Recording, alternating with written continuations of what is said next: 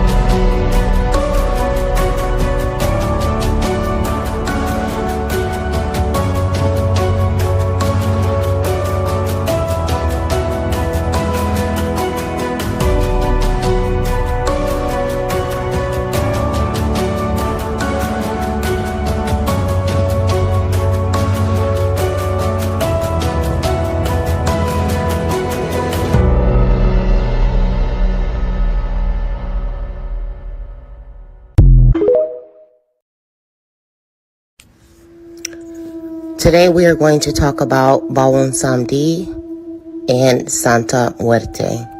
We're going to talk about the similarities and the differences between the two.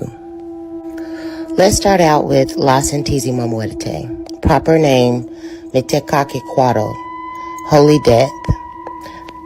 Santa Muerte is from an Aztec culture She is an Aztec goddess that leads you through the paths of death itself. She resides over not only death but life. La Santísima Muerte is a goddess of protection, and she has many attributes, almost like an all-purpose spirit. She can help you with love, health. She can help you with protection. She can help you with finances. She can help you with healing. Santa Muerte is an all-purpose spirit. Now let's talk about Bawang Samedi from the Voodoo religion, belonging to the group of Loa, which are called the Gede. Bawang Samedi is the head of the Gede. He rules over and presides over all the Gede in the Voodoo religion. Gede meaning spirits of the dead. Bawang Samedi is venerated in Haiti, New Orleans, and some Caribbean countries like Dominican Republic. In Africa, there are different spirits in Loa that would be similar to Bawang Samedi. There is no timeline for the start of voodoo. It has been practiced for thousands and thousands of years, starting in Africa. From my study, I see Santa Muerte as ancient as the Aztec culture itself. Of course, voodoo is ancient as well. Like I said, it's been practiced for thousands of years. Similar to Santa Muerte, Bawang Samedi, or better known as Bawang Saturday, he also rules over death itself. Bawang Samedi is married to Maman Brigitte. They are represented by the colors of purple, black, and white, and they rule over the cemetery and over the dead. The first man to die in the cemetery is known as Bawang Samedi, and the first woman to be buried in the cemetery is known as Maman Brigitte. The day that you honor Bawang Samedi would be Saturday. That is his day. In voodoo, it is very crucial that you keep your obligations to your Loa. It is a very serious thing that you honor your Loa on their specific day. Spirits of voodoo only work with certain individuals. They do not work with people of any race, of any origin, of any nationality.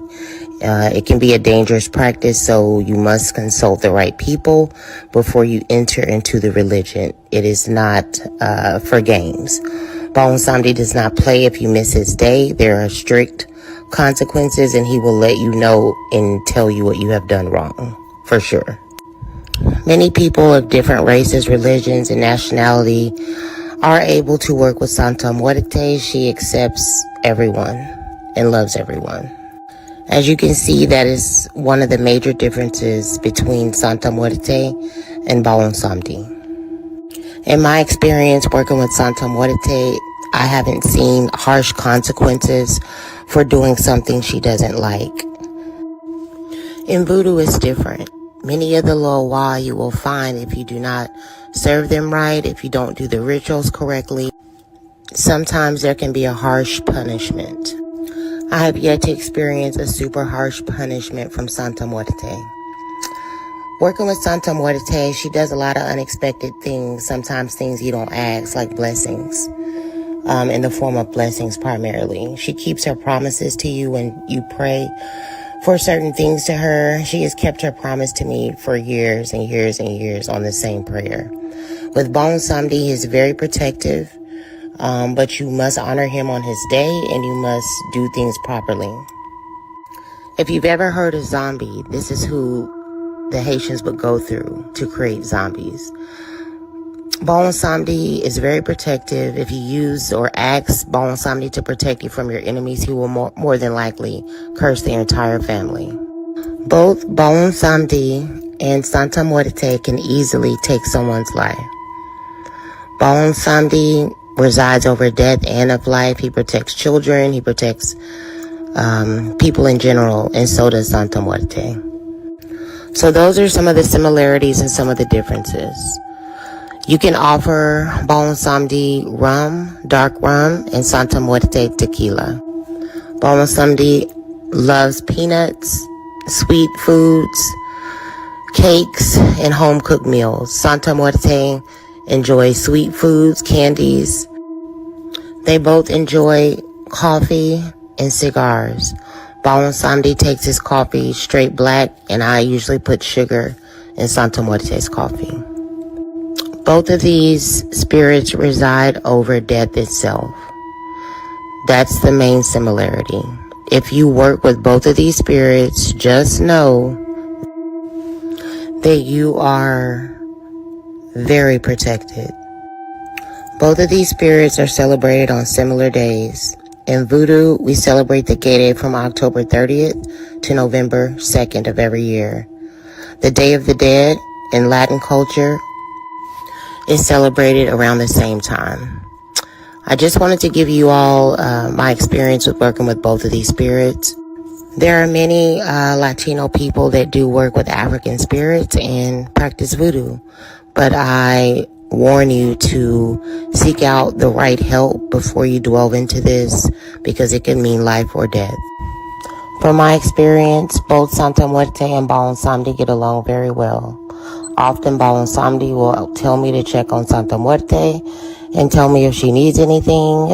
He has compassion for her, and they get along very, very well. And I just wanted to give you all my experience with working with both, and I hope you enjoyed it. Have a great evening. Honor and respect, honor and respect.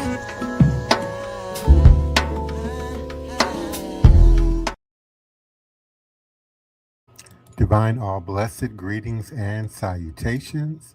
It is another edition of Revolutionary Hoodoo, New Orleans Voodoo Secrets and Recipes. Powered, promoted, sponsored, and brought to you by NOIVD, New Orleans International Voodoo Day.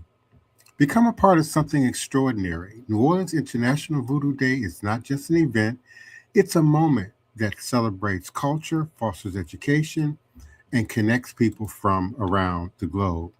Inspired by National Voodoo Day in Benin on January 10th and led by Black community members, New Orleans International Voodoo Day is a day of collective remembrance and spiritual reparation that is preceded by a symposium, an Afro-ecology exhibit, and also includes a procession to the monuments at the sites of slavery in New Orleans, a ritual to account for and seek absolution for the city's and the country's participation in the institution of slavery, homage to those ancestors who suffered through and survived the transatlantic slave trade, and honor and appreciation for the achievements of those who came out of the oppression.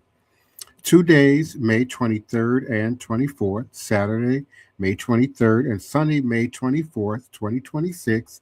2 days of education, creative expression, elevation, cultural exchange, and above all, healing.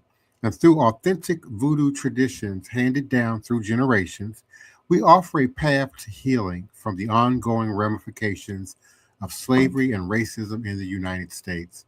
And we certainly are thankful and appreciative of your continued support and participation here on this Monday through Friday, 9 p.m.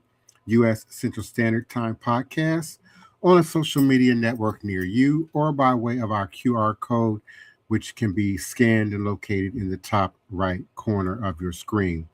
We're also thankful for those who continue to show up, support, and participate us in this live chat along with the podcast. Thank you so much to our beloved community member, Daniel Neal. We certainly do appreciate you and yours. To my godchild, Nina Lloyd, we certainly do appreciate you for coming through. Elijah J. Dupois, we certainly are appreciative of you. Love my New Orleans. We certainly appreciate your continued support and participation. And I will be unmuting my beloved co-hosts and panelists momentarily. Our Wild Man Black Hawk Voodoo, my first priest and armor bearer, Brother Joshua Nylan Tanner, initiated member of La Source Ancien, as well as a committed co-administrator of NOIVD. Our beloved Tyson Horn, my godson Tyson Horn, as well as an initiated member of La Source Ancien, as well as a committed team member of NOIVD, and our executive producer, Respect the Voodoo, coming soon to a network near you.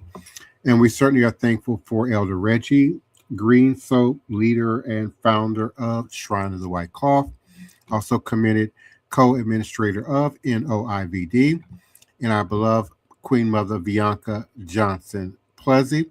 She is co-administrator of NOIVD as well as a initiated member of Le Source Ancien.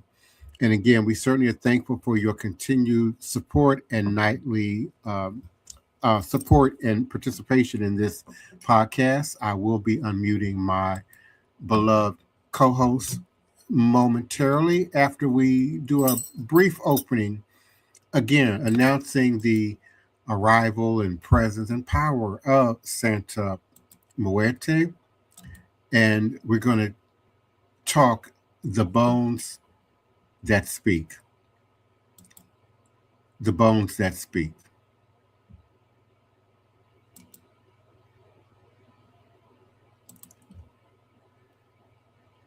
What's going on? My computer is frozen, y'all. Give me a second here. Okay, all is a blessing.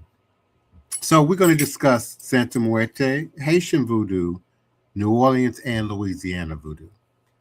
So if you listen closely, closer than the ear, closer than the mind, you will hear the bones speaking. Not bones of death alone, but bones of memory, bones of migration, bones of resistance, bones of people who refuse to disappear. Tonight, I invite you to walk with me through time, through history, and through a crossroads that stretches far beyond any single city or shrine. A crossroads where Mexico meets Benin, where Haiti meets Louisiana, where the Gulf of Mexico becomes a mirror for the Caribbean Sea. A crossroads where Santa Muerte, Haitian Voodoo, New Orleans, and Louisiana Voodoo all breathe the same humid air. This is not a story of separate traditions. This is a story of currents, currents of devotion, currents of survival, currents of spirit. Let us begin. Santa Muerte, la Floquita, la Niña Blanca, la Madrina. She is a saint of the people who live on the edge, and a mother of those whom society has cast aside. She is not a Catholic saint, though she wears the robes. She is not a demon, though her detractors try to paint her as one. She is death personified. Yes, but more importantly, she is death humanized. In Mexico, death is not a stranger. Death is a companion. Death is a teacher. Death is a reminder that all things return to the earth. All souls return to the ancestors. Santa Muerte stands at the threshold between the living and the dead. And she says, I see you. I hear you. I do not judge you. Her devotees come from every walk of life: workers, mothers, healers, migrants, queer folk, the incarcerated, the forgotten. And she is a saint of radical acceptance. But what does she have to do with Vodou, with New Orleans, with Louisiana Voodoo? Everything, because she is a spirit of the margins, and the margins are where the most powerful traditions are born. The bones of Haiti, where spirits rose against empire. Now let us cross the water. From Mexico to Haiti, the mountainous land, Haitian Vodou is not simply a religion. It is a revolution. It is a declaration that African spirit survives the Middle Passage. It is proof that the enslaved refused to surrender their gods, their ancestors, and their dignity. Vodou is a system of relationships between humans and spirits, between the living and the dead, between the land and the lineage. The Loa are not distant, they are present. They walk, they ride, they speak. And among them, the Gede and the family of Gede, the spirits of death, sexuality, humor, and truth, stand closest to Santa Muerte's domain. Baron, Samedi, Mammon, Brigitte, The Gede family, they remind us that death is not an ending, but a transformation. They laugh at our fear of mortality. They dance on graves to show that life and death are intertwined. Where Santa Muerte offers protection and acceptance, the Gede offer clarity and irreverence. Where Santa Muerte stands as a skeletal mother, the Gede stand as ancestral tricksters. Different lands, different languages, different histories, but the bones speak the same language. The bones of New Orleans, a city built on crossroads. Now we arrive in New Orleans, the city where the river curves like a serpent, where the air is thick with memory, where the dead do not stay silent. New Orleans is not simply a place, it is a portal. It is the meeting point of Africa, France, Spain, the Caribbean, and indigenous America. It is a city where the living walk alongside the dead, where cemeteries rise above the ground, where jazz funerals turn mourning into celebration. New Orleans is a city that understands death, not as an enemy, but as a companion. And so it is no surprise that the spirits of death, whether Gede, Baron, or Santa Muerte, find fertile ground here. The people of New Orleans have always known how to make a home for spirits. We built altars in our kitchens. We light candles on our porches. We carry our ancestors in our pockets. This city is a crossroads, and crossroads are where spirits thrive. The bones of Louisiana Vodou, roots, river, and resistance. Louisiana Voodoo, the tradition born in the swamps, the marketplaces, the plantations, the Congo Square drum circles. It is a tradition shaped by African cosmologies, Haitian migrations, indigenous medicines, and Catholic imagery. It is a tradition of root work, of grigri, of healing, of protection, of community. Louisiana Voodoo is not Haitian Vodou, though they share ancestors. It is not Hoodoo, though they share techniques. It is not Santa Muerte devotion, though they share an intimacy with death. Louisiana Voodoo is its own river, led by many tributaries, but flowing with its own rhythm. And in this river, the spirits of death are not feared. They are respected. They are honored. They are called upon for justice, for healing, and for truth. The ancestors walked close to Louisiana, closer than humanity, closer than the Spanish moss, closer than the Mississippi River itself. So what binds these traditions together? Where the bones meet, a shared language of spirit. What thread connects Santa Muerte, Haitian Vodou, New Orleans, and Louisiana Voodoo? It is not theology. It is not ritual. It is not dogma. It is experience. It is the experience of people who have lived under oppression, who have survived colonization, who have endured displacement, who have carried their spirits across oceans and borders. It is the experience of communities who understand that death is not the enemy, but a guide, a protector, a witness. Santa Muerte stands with the marginalized. The Gede laugh with the oppressed. New Orleans dances with the dead. And Louisiana Voodoo heals with the ancestors. These traditions do not merge. They do not collapse into one another. They do not erase their differences.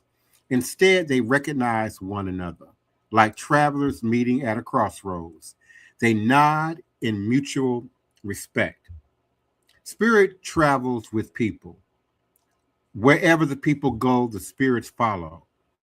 Mexican migration brings Santa Muerte to the United States, to Texas, to California, to Chicago, to New Orleans. Her shrines bloom in neighborhoods where the working class struggles to survive.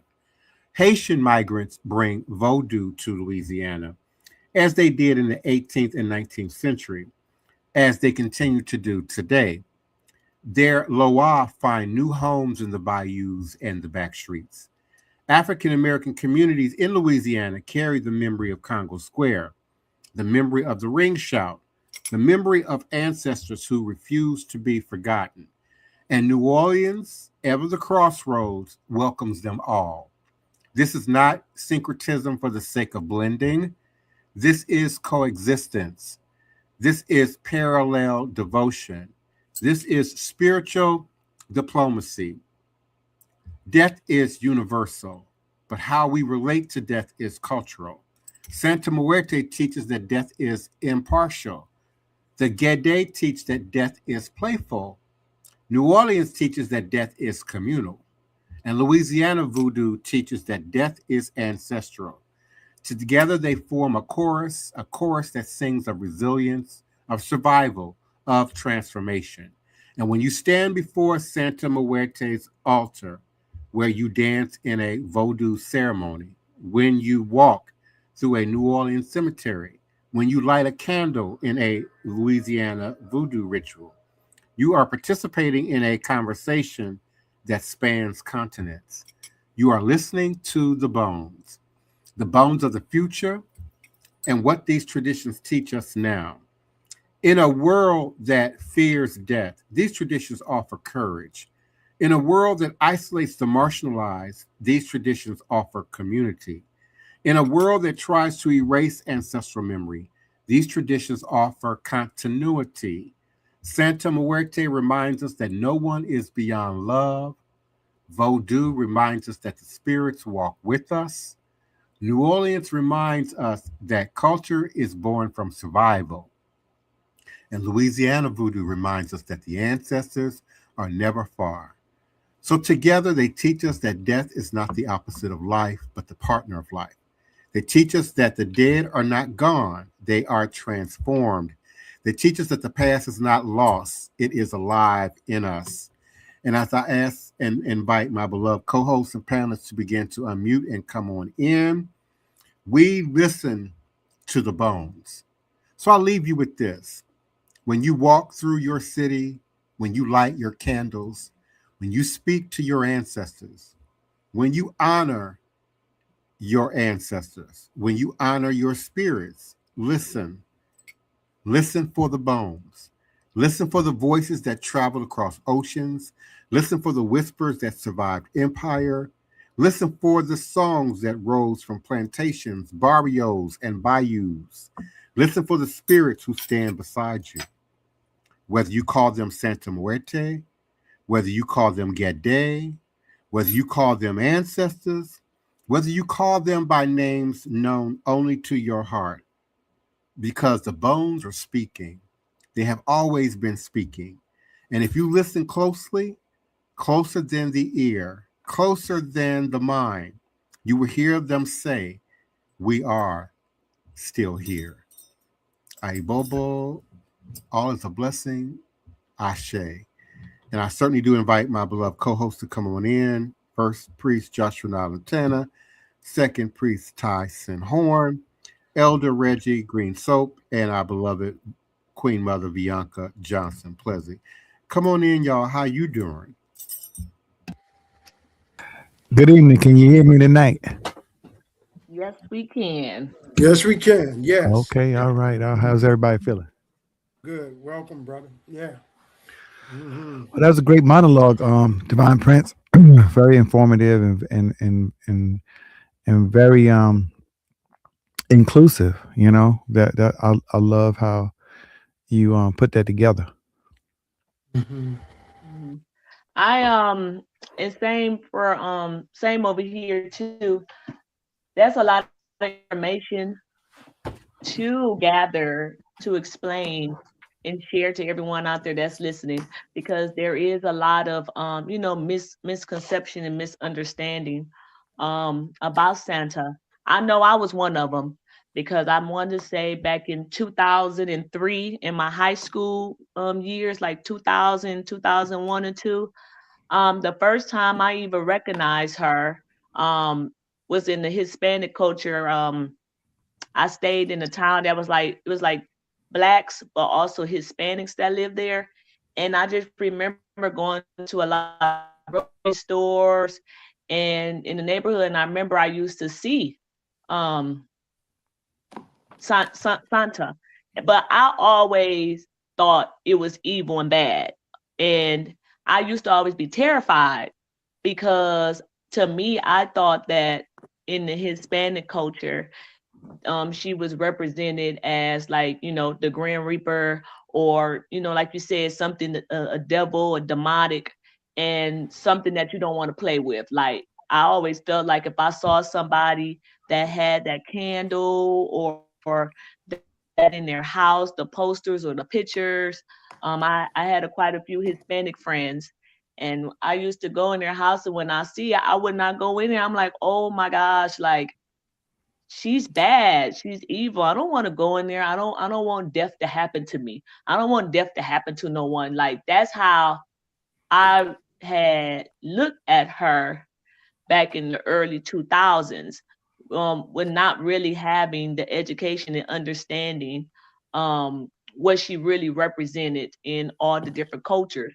Of course, now I have understanding, but when you're like in young, you see things in a different perspective. So I saw the skull, like you said, you know, just everything that it kind of cringes me in a way.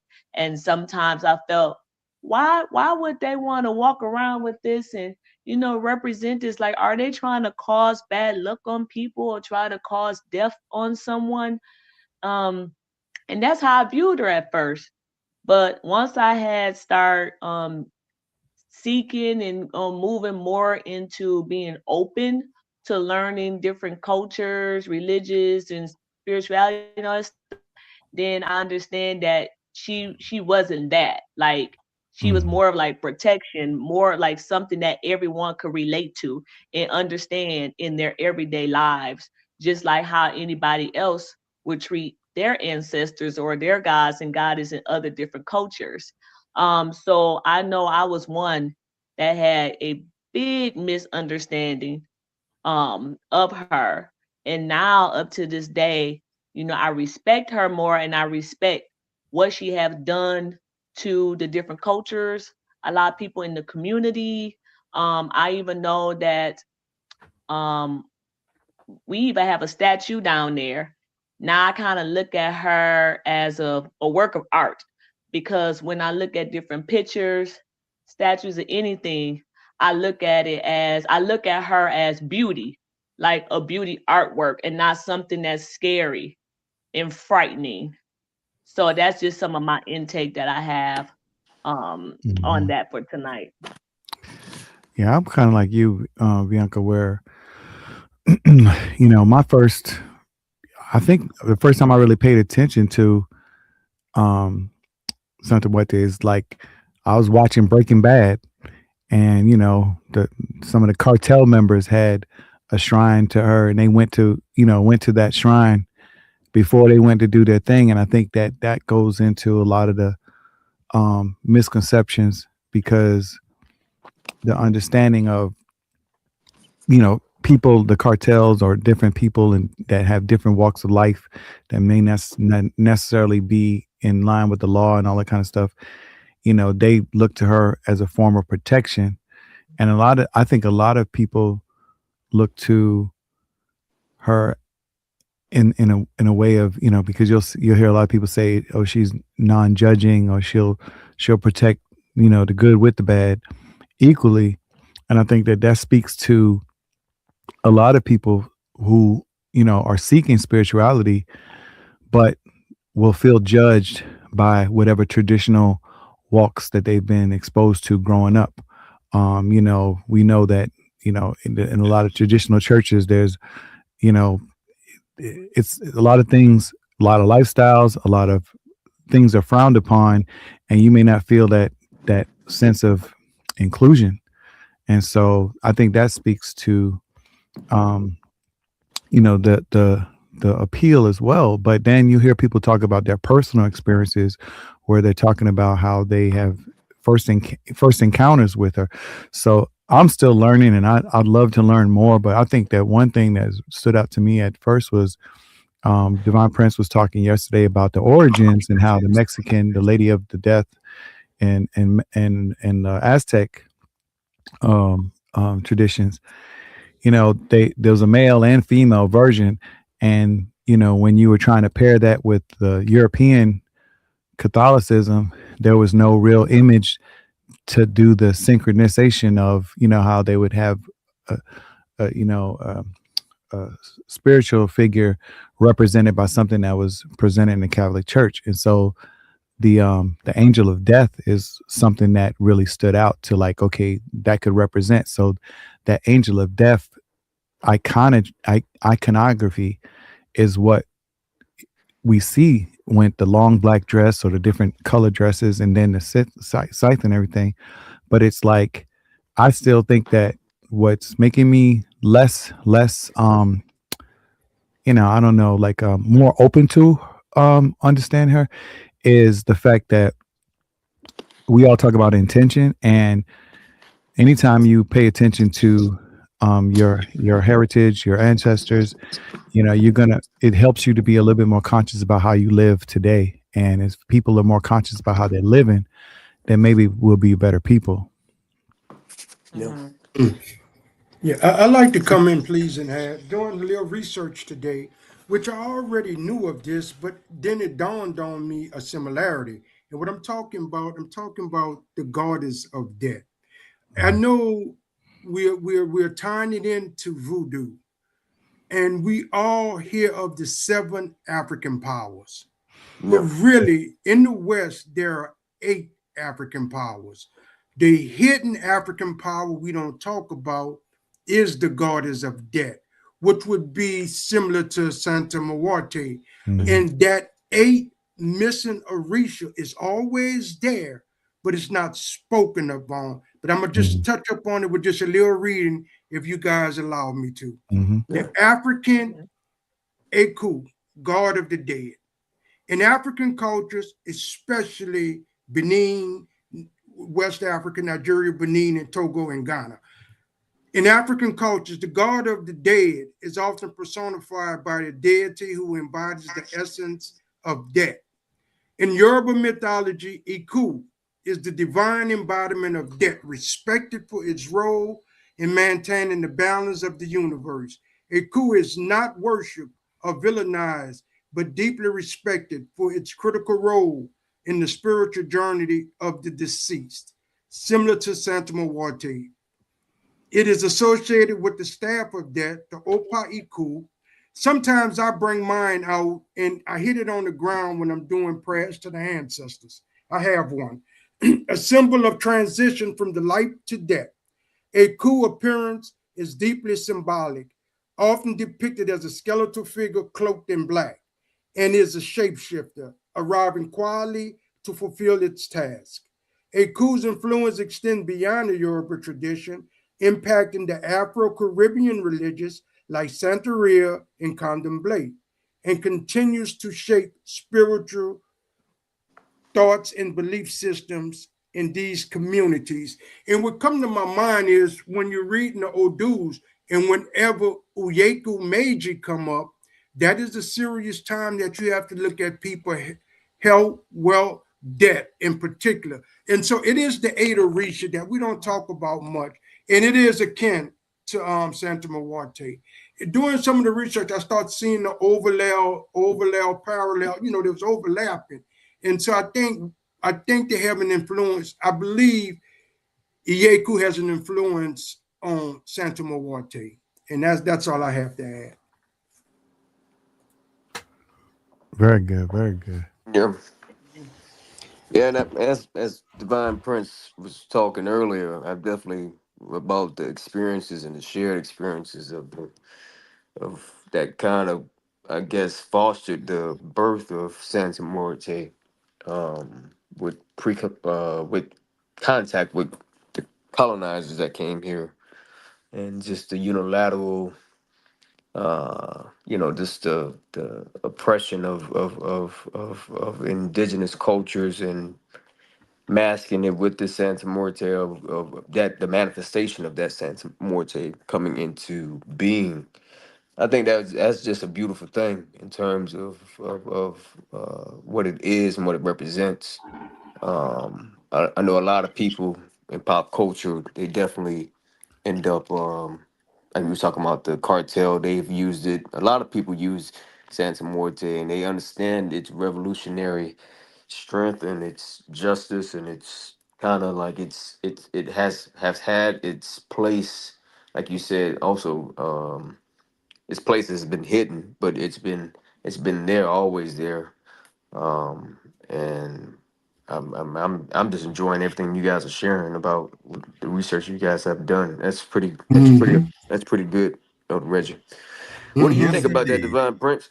What do you say We about the certainly nation? appreciate all of the contributions you and Elder Reggie, Brother Tyson, and Sister Bianca brought tonight. We certainly appreciate that. Tonight we're going to, talk a little bit more about those colors, the varying types of statuary, and how they might be used and applied in our traditions and in many of the traditions that sort of fall under our umbrella. We're certainly thankful for the continued support and listenership from Facebook, from all of our Facebook profiles, Facebook groups, Facebook pages, our LinkedIn listenership and audience, a largely international audience from the Middle East, Asia, and Africa, and Central and South America. And we certainly do appreciate our YouTube audience, our Twitter X audience, and always our Instagram audience and participants. Greetings to you and yours, Positive Vibes DB. Thank you for coming. Cyan Elaine, we certainly appreciate you. Apostle Hudson 1, thank you for coming through. Slime Shit D, we certainly appreciate you for coming through. Dan to Chosen, we certainly appreciate you. Binky 260, thank you for coming through. Be kind, feed people. We certainly appreciate you. Scampy 11, greetings and salutations. My new godchild, Nikishia, thank you for coming through. Urzu Lee, we certainly do appreciate you. Ayo Sangoma, thank you for coming through. Simba joined us this evening, and V is shook. We certainly appreciate all of you for coming through, and we remind you to join us again on tomorrow night, Friday night, and certainly weeknights, Monday through Friday at 9 p.m. Central Standard Time for another edition of Revolutionary Hoodoo, New Orleans Voodoo Secrets and Recipes. We like to say Hoodoo, Voodoo 101, brought to you by NOIVD, New Orleans International Voodoo Day, our third annual New Orleans International Voodoo Day. Thank you so much for your participation and support. And I turn it over again to Elder Reggie. Thank you. Thank you, Divine Prince.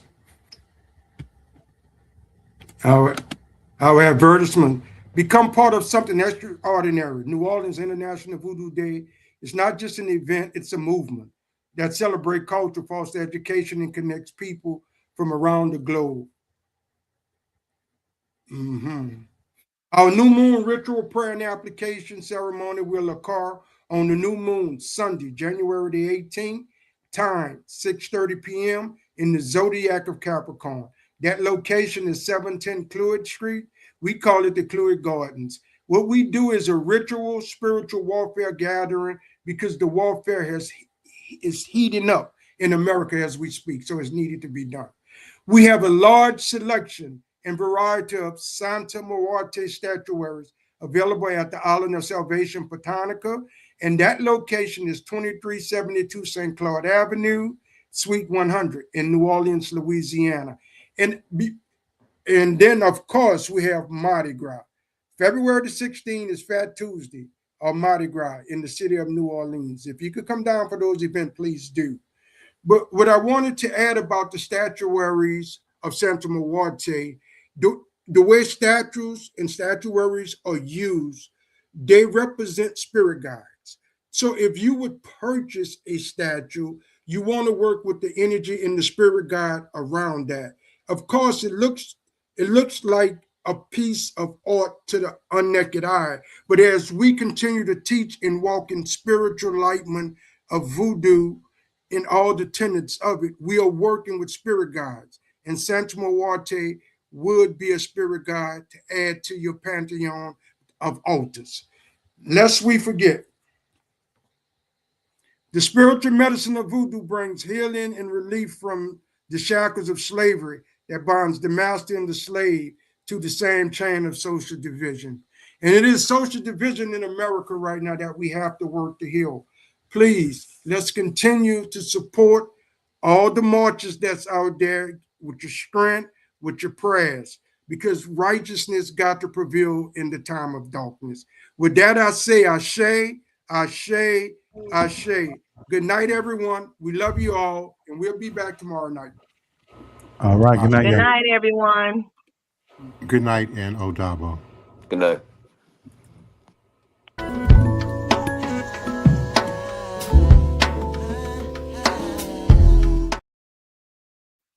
Tienen manos que no me agarren, si tienen pies que no me alcancen, si tienen boca que no me hablen, y todo el que intente chingarme que falle, tú que proteges y cuidas mis pasos, They say when you ask Santa Muerte for something, she always delivers. But if you break your promise, she always comes to collect. In Mexico, a desperate young man begged for help for his sick mother.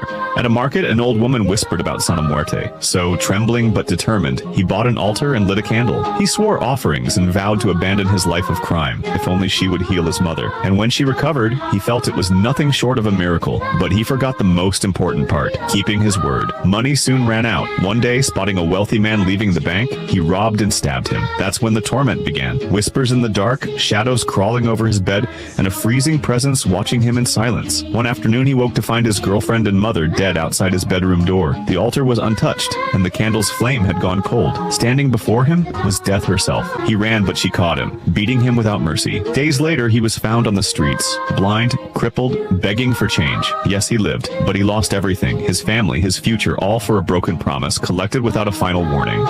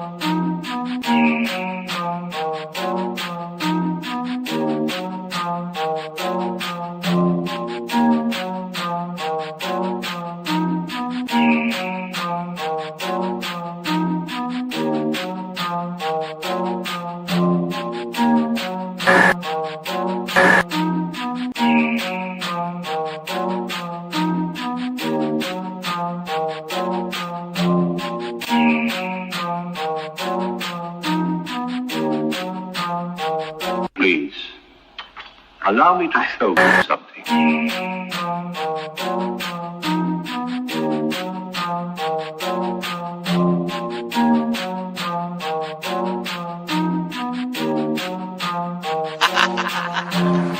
They say I'm crazy and that might be true. I got this right in my DNA, yet I'm coming for you. It's time we turn the tables, flip these motherfuckers on you. I wanna see you hanging from trees. It's time you pay for your dirt and your showtime. You created the monster, you created the beast.